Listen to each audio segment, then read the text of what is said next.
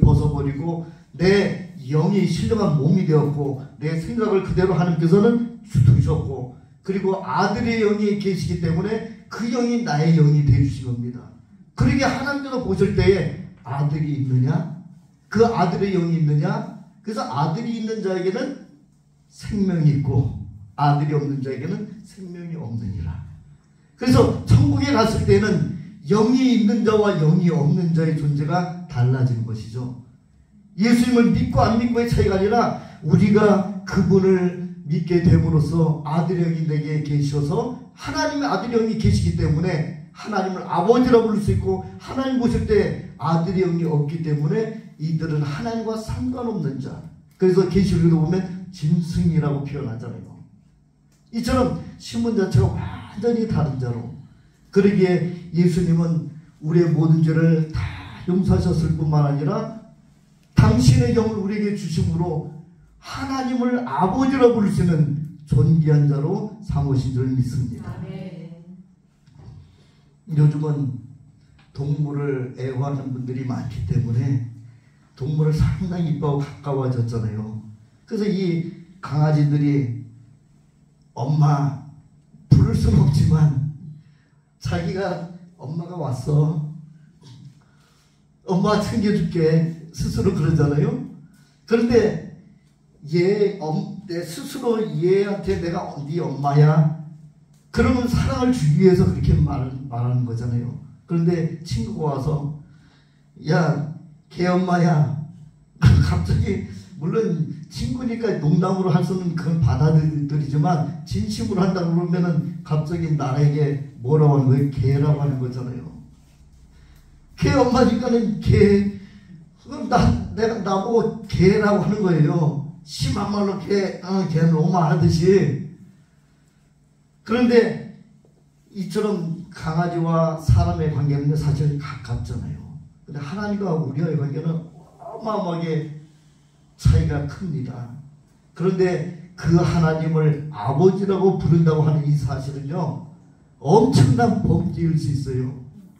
하나님의 은혜가 아니고는 살아남을 수 있는 그러한 죄가 아닙니다.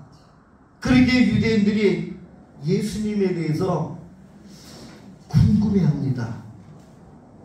그들은 아직도 메시아를 기다리잖아요. 그래서 우리가 잘 아는 그 메시아라는 단어는 히브리어로 메시아고 헬라어로는 그리스도죠.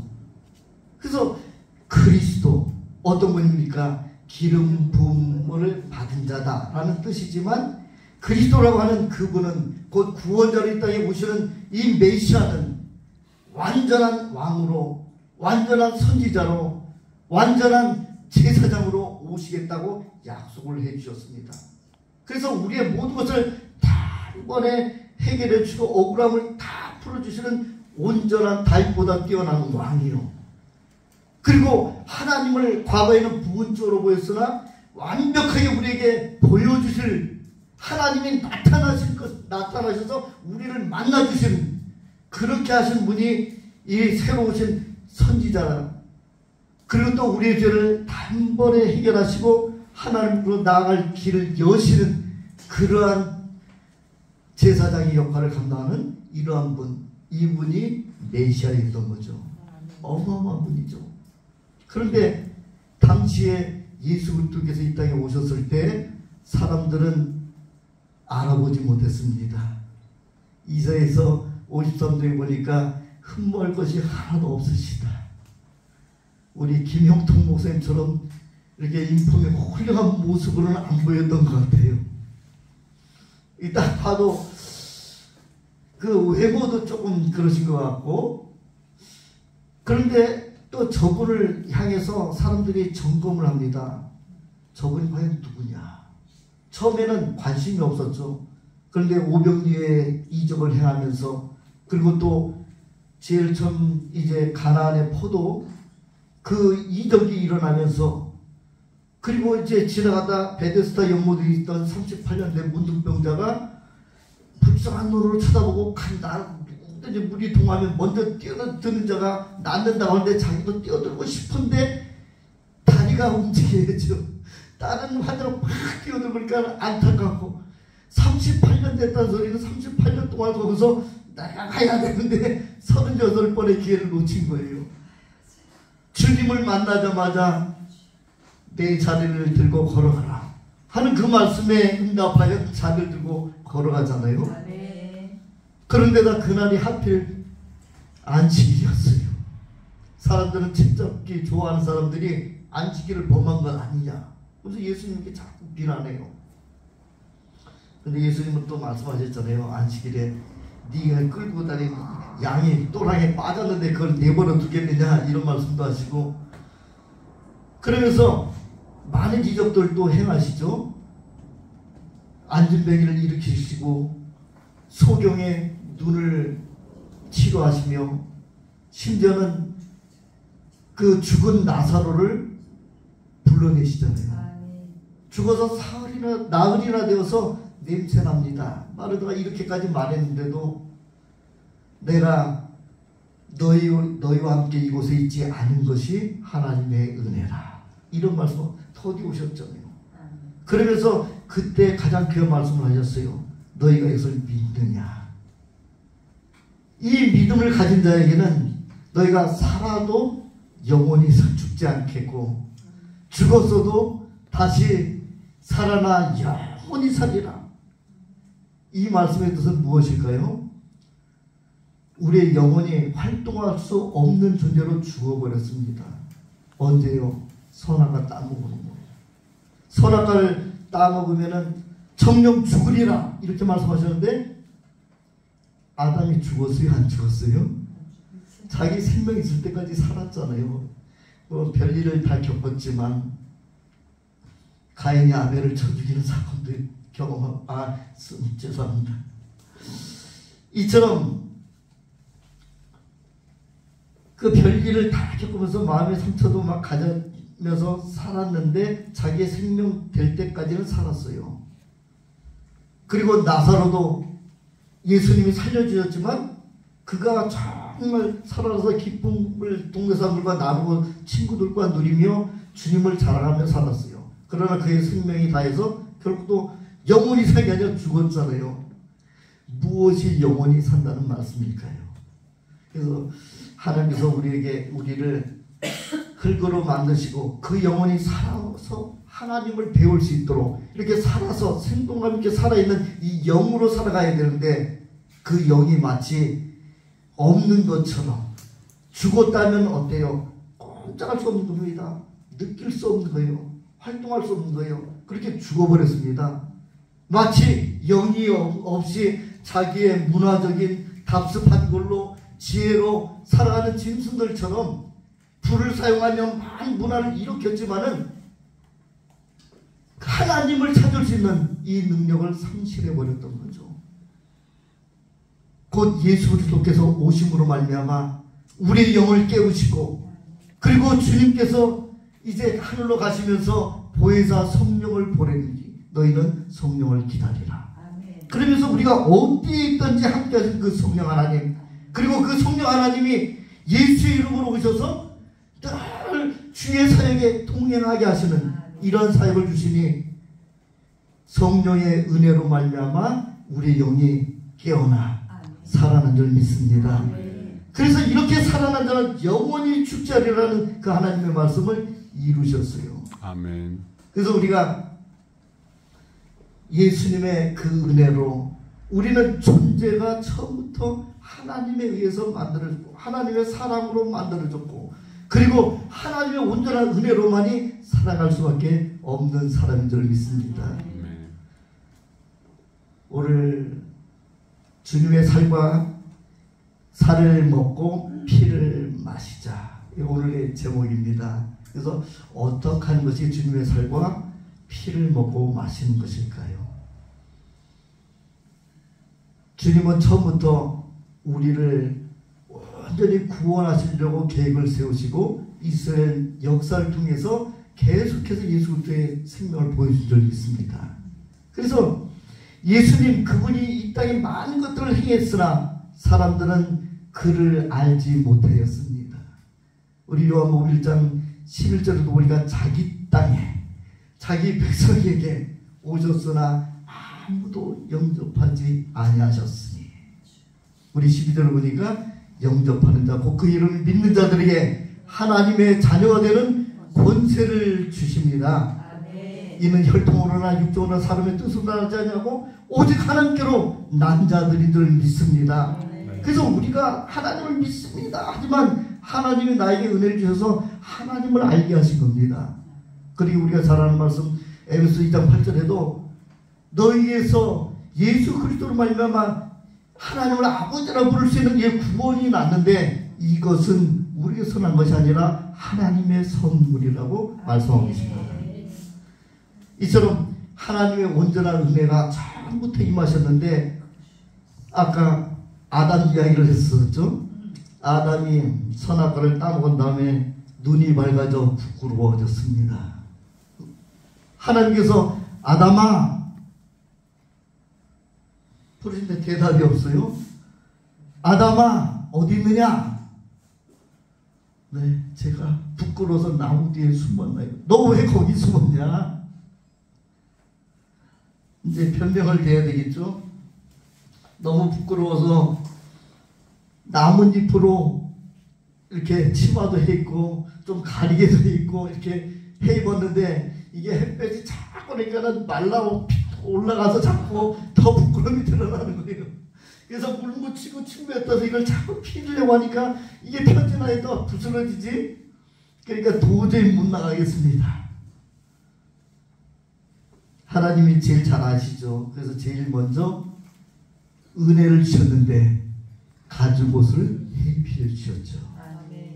그래서 옷을 든든하게 입으니까 얼마나 담당해요.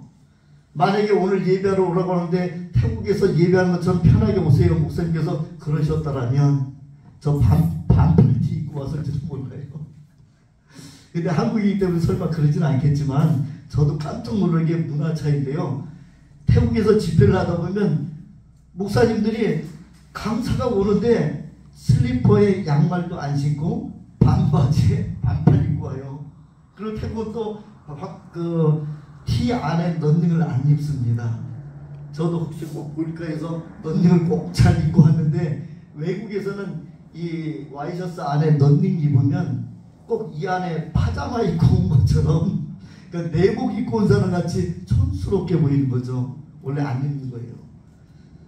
그리고 태국은 런닝을 안 입으면 이제 이렇게 땀이 날 때 땀을 지가 흡수하고 있어서 칙칙한 느낌이 있어요. 근데 그 나라는 덥지만 건조하기 때문에 땀이 나면서 바로 말라버려서 굉장히 개운합니다. 그래서 잘 안 입어요. 거의 하나만 입습니다. 그런데 태국에서는 강사들이 오셔서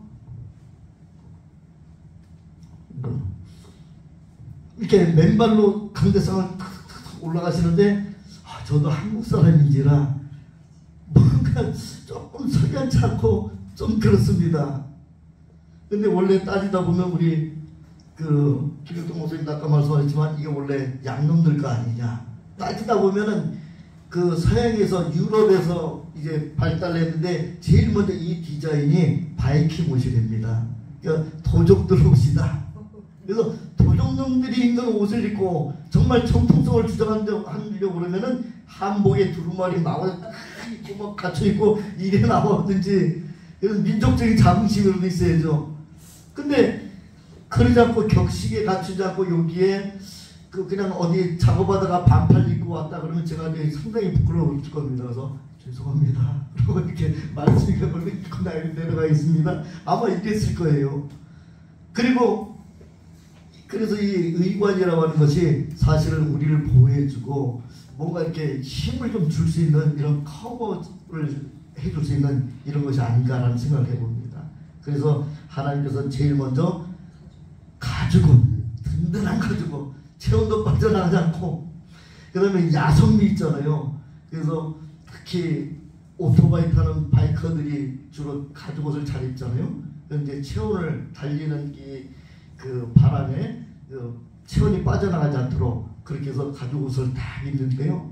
근데 이 가죽 옷을 입히기까지 그 짐승이 죽어야 하고 피 흘려야 하고 가죽을 벗겨서 이제 또 말려서 이제 준비하는 건 그래서 우리 원시적인 교회의 모습이 가지고 싶다 이렇게 해석하실 신학자들도 있죠. 그래서 거기에서 비롯해서 하나님께서 십계명을 주실 때 성막을 만들라고 명령하셨죠. 그때 성막도 해달의 가죽, 수양의 가죽으로 이렇게 잘 만들어 우리의 모든 것을 이렇게 보호해주고 덮어주고 가려주고 용서해주고 이렇게 채워주시는 하나님의 은혜인 줄 믿습니다. 그리고 이 성전이 이제 계속 성전을 따라서 성전 안에 하나님을 만납니다. 그래서 이 성전에 들어가서 지성소에 들어갔더니 하나님의 법궤가 있었죠. 다 신앙하신 분들이니까 법궤 안에 뭐가 있습니까? 아론의 쌍난 지팡이와 만날 담은 항아리와 십계명의 돌판이 있었습니다. 그래서 우리가 예배 때마다 하나님의 뜻이 무엇인가를 깨달아 목표를 설정하고 좌로나 우로나 치우치지 않냐고 똑바로 나갈 수 있는 이 하나님의 뜻을 발견한 겁니다. 십계명을 만나는 거죠. 그리고 우리의 영혼이 살찌우는 만나를 먹는 거죠. 그래서 우리가 이런 사람이 떡으로만 살 것이 아니고 하나님이 부르는 말씀으로 살아야 할 것입니다. 그리고 또 한 가지는요, 세상의 당당함입니다. 하나님의 권위를 가지고 나오는 겁니다. 이 아론의 쌍난 지팡이는요, 홍해를 가리키면 홍해가 갈라지고 바위를 치면 바위가 터져 샘이 나오고 그 다음에 사람들에게 지시할 수 있는 지휘봉이며 영도권을 가지고 나오는 거죠. 그래서 우리가 하나님 앞에 목표와 하나님의 뜻을 발견하고 그리고 하나님의 주시는 그 양식으로 우리의 영혼이 담대해졌을 때 이 영도권을 사용하여 하나님 일을 진행하는 겁니다. 그래서 이처럼 하나님께 예배할 때마다 우리는 꼭 이 세 가지를 얻어나가는 것이죠. 이 하나님을 만나서 이것을 얻기 위하여 들어가는 곳이 이제 성전, 성막이었죠. 근데 다윗이 어느 날 보니까 나는 이 금으로 두르고 보석으로 장식한 이 왕궁에 있는데 하나님의 법궤는 장막 안에 있도다. 텐트 안에 있는 거예요. 그래서 그런 많은 것을 준비해서 성전을 지으려고 계획을 했었죠. 하나님께서 이제 솔로몬에게 허락하여 솔로몬 성전을 지었고, 그래서 그 성전에 들어가는 모든 그 모양과 또 하나님 예수 그리스도의 온전한 은혜를 그대로 뒷받침해서 지성소와 성전을 들어가 그 성소를 지나 지성소에 들어가 하나님을 아련한 그 안에 기물들이라든지 모든 것을 정확하게 똑같이 만들고 계속 하나님을 아련한 이 모습으로 살아왔었습니다. 그래서 신앙이 또 흐트러지고 신앙이 멀어지다 성전이 허물어졌었죠. 그래서 이제 수르바벨에 의해서 바벨 시대 또 짓고 그 다음에 마지막 예수님께서 오시기 전에 로마법가 지배하기 위해서 이들을 달래는데 자치권을 주고 종교적인 활동을 스스로 하게끔 성전을 지으라고 해서 자금을 대줬어요. 그래서 헤롯 왕에게 의해서 지어졌기 때문에 헤롯 성전이라고 했던 거죠. 지금 예루살렘에 가면은 그 이슬람 사원이 있죠. 그래서 예수님께서 이 성전을 헐어버리라. 내가 돌 위에 돌 하나 남지 아니하리라. 내가 사흘 후에 일으키리라 말씀하셨습니다. 그래서 진짜로 그 예루살렘 옛날 성전에서 흙을 10m를 파서 밀어버렸습니다. 그래서 베데스다 연못은 그 밀어버린 요 밑에 있었는데 민 흙이 옆으로 더 넓어지니까 파묻혀 있었죠.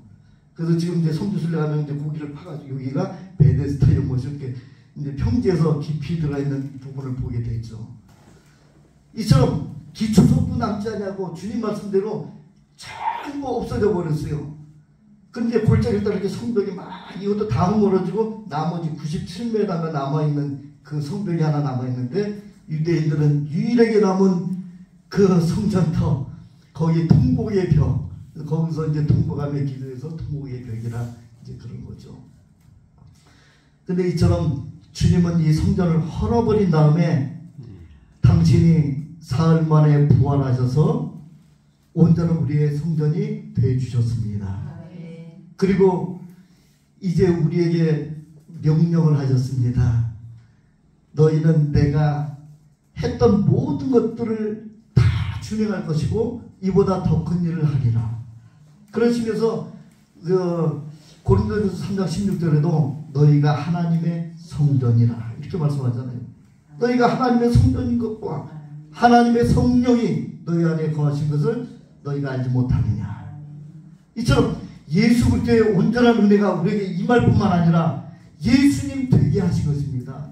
그래서 우리가 스스로 정말 하나님께서 아들 삼으시고 새 생명 주셨을 뿐만 아니라 예수님 되게 하셨습니다. 내가 예수님이에요. 이걸 크게 말하면 이단인 거죠. 예수님은 우리에게 정말 당신의 모든 걸 다 맡기시고 우리가 당신의 온전한 삶을 살게 하신 줄 믿습니다. 그래서 우리가 교회요, 우리가 예수요, 예수님께서 행하신 하나님께로 나갈 수 있는 통로예요. 다시 말씀드려서 길입니다. 과거에 베델에서 사닥다리로 천사들이 오르락내리락 한 것처럼 인자이로 천사들이 오르락내리락 하는 것을 너희가 보리라 예수님께서 이렇게 말씀하셨는데, 그처럼 우리를 통하여 하늘을 오갈 수 있는 이러한 길을 맡기신 줄 믿습니다. 그래서 하나님께서는 우리가 처음부터 하나님의 자녀 되게 하셨는데, 이제 오늘 결론의 말씀으로는 우리가 어떻게 하는 것이 하나님의 살을 먹고 하나님의 피를 마시는 것인가. 첫 번째는 주님을 잘 알아가는 거죠. 그래서 하나님을 알기 힘써야 합니다. 그래서 우리가 앞서 말씀드렸지만 예수님은 우리가 똑같은 분을 모셨는데 예수님은 말씀이 육신이 되어 우리 가운데 거하시네. 그러니까 말씀이 육신이 되어 오신 분이에요. 그러기에 주님은 부활하실 때, 부활하신 다음에도 못자국이 남고 천자국이 남아있는 거예요. 우리는 부활할 때 아무 장애가 남지 않는다고 하셨죠. 이 육의 몸이기 때문에 흙으로 돌려보내고 우리가 신령한 몸으로 새로 입을 때 우리는 장애가 없는 그런 몸을 가지기 때문에 그렇습니다. 그래서 천국 가면 장애인이 유일하게 한 분 계세요. 예수님이 거죠. 우리를 위한 모든 표적이에요. 그래서 저도 교회의 중요성, 그래서 교회라고 하면 모인 것이 에클레시아나 모인 것이 중요한 교회다 이렇게들 말씀하시는데 그것도 인정하지만 믿음 없는 사람을 향해서는요 지어진 건물이 사실 중요하긴 하죠. 이렇게 교회를 아름답게 꾸미고 갖고 나가는 건 굉장히 중요합니다. 니네 교회 어디야? 저기 가면은 화목하고 이렇게 자유롭게 예배할 수 있으며 서로 신앙을 나눌 수 있고 그 말씀의 상담도 많이 해줘. 이러면서 하나님을 알아갈 수 있는 이러한 공동체 얼마나 중요한지 모릅니다. 그러다 보면 그들이 비로소 내 안에 교회가 세워질 때 교회가 무엇인지를 그때 깨달아 아는 거죠. 그때까지는요 성전은 건물은 굉장히 중요한 역할을 하는 거죠. 그러기에 우리는 이 건물 그리고 또 우리의 모이는 이 모임을 통해서 어떤 분위기를 조성해 나갈 것인가. 살아계신 예수 그리스도의 온전한 이 살과 피가 여전히 넘쳐나는 그런 교회가 되올 때 이것을 나누고 끊임없이 우리에게 전부를 주셨던 것처럼 우리가 그렇게 줄 때에 하나님의 온전한 살과 피에 동참하는 것을 믿습니다. 그들 항상 주님의 살과 피를 경험하시는 우리 사역자들이 다 되시기를 주의 이름으로 축원을 드립니다. 기도하겠습니다. 거룩하신 아버지 하나님, 이 시간 하나님 앞에 예비하며 우리를 향하신 신령한 양식과 신령한 음료를 허락하신 주님을 다시 한번 기억하게 하시니 감사합니다. 세워준 우리 모든 사역자들 주님의 온전한 향기가 주님의 살과 피가 우리 안에 넘쳐나게 도와 주시옵소서. 우리의 기도 제목들이 있습니다. 하나님께서 늘 항상 응답하고 계심을 우리가 다시 한번 기억하며 담대히 받은 자로 살게 도와 주시옵소서. 우리를 방해하는 더러운 것들을 우리가 명령할 때에 온전히 떠난다고 하는 사실을 다시 한번 기억하되 우리가 신비주의자가 아닌 신비하신 하나님을 섬기며 하나님의 역사가 여전히 일어나는 현장을 지키는 우리 모든 능력의 사역자들이 될 수 있도록 은혜 베풀어 주옵소서. 하나님 성령의 온전한 은혜로 말미암아 우리에게 말씀의 지혜와 말씀의 지식과 말씀의 권능을 다하여 주옵소서.